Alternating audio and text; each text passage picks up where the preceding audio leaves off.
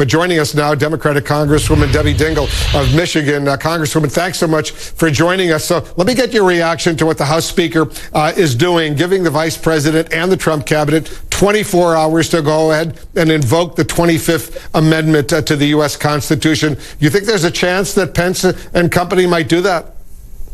Yeah. Well, we're all guessing until he tells us what his intentions are. I would have preferred that as a method last week, and I said that. I think it's cleaner. Last week, there were indications that the vice president didn't want to go in that direction, but it is correct that he has never taken it off the table. I think that a lot of people at the White House that are in this administration have noticeably noticed a real difference in the president's behavior, even worse than it was, are concerned about the kinds of things that he could do. And there's a lot of damage that could be done. We're at 10 days. Tomorrow's 9 days that the president could do. The vice president has a very serious responsibility to make sure there is no further harm to this country. So I think we'll see what the message signal he sends out in the next 24 hours. And what happens will happen after that. Yeah, these are critical moments, indeed. As you know, Congresswoman, Republicans, they lost control of the House of Representatives in 2018. They've now lost control of the Senate with the two Democratic wins in Georgia. And they obviously have lost control of the White House, the presidency. Trump is the loser in the presidential election. So what do these Republicans lose at this point by publicly, formally breaking with him? You know, one of the things we've got to be very careful here is that nobody's monolithic. Democrats aren't monolithic. Republicans aren't monolithic. Quite frankly, there are some Republicans who have been totally irresponsible in what they have done. Some of the newest freshman Republicans have been egging many of these people on. We're telling people where Speaker Pelosi was. Some have encouraged the violence on the street. There are others that have been very consistently concerned. Senator Mitt Romney is one. I have colleagues from Michigan that have been as well. So I think that there are people that are speaking up very openly and very candidly. That Lisa Murkowski is another Republican senator that's been very clear about what she thinks. I don't think that any of us want to see this country further divided. This country has been, you've heard me say this many times over the course of the last few years, is being divided with fear and hatred.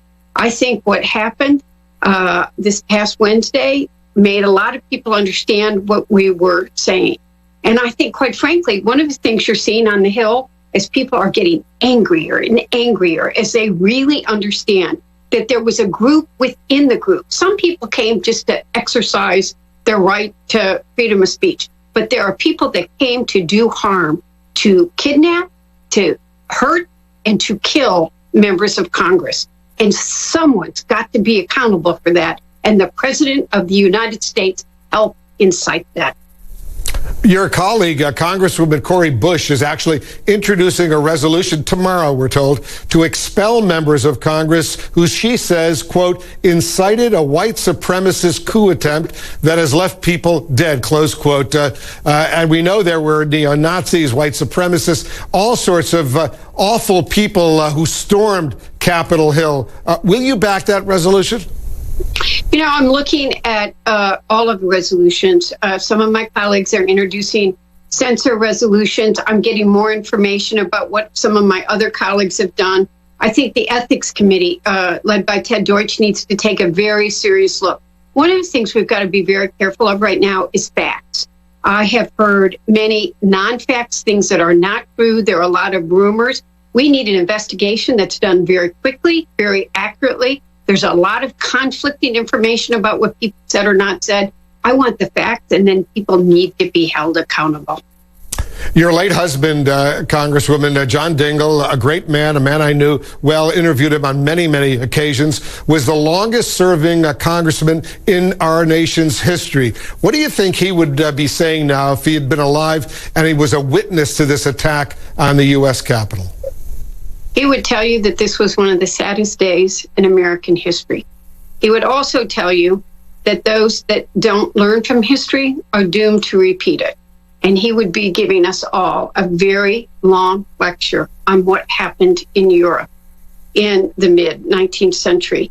I would like to tell people that Arnold Schwarzenegger did a YouTube 7-minute piece today that I would commend to all Americans to learn from history, hear what he talked about in his own family, and the need for all of us to come together. It was one of the most moving pieces I have seen. Yeah, I watched it earlier today. We aired it here on CNN. It was really powerful. Very quickly, are you okay? You went through hell, I'm sure, like every other member of the House and Senate on Wednesday. How are you doing? Thanks, Wolf. I'm still angry. I think, quite frankly, if you're a woman from Michigan or have been in Donald Trump's hate tunnel, you maybe knew what people were capable of more than some of my other colleagues did.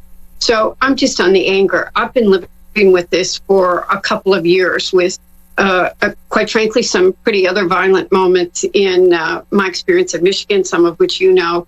And I'm just angry that our country's being torn apart. And I'm going to even use this word on television. I'll be damned if they're going to get our democracy. I'm going to fight to protect our democracy. Well, keep on fighting because it's an awful situation. Hard to believe this is happening in our country right now. Congresswoman Debbie Dingell, be careful out there. We'll stay in touch, in close touch. Thanks for joining us. Thank you. A huge decision now.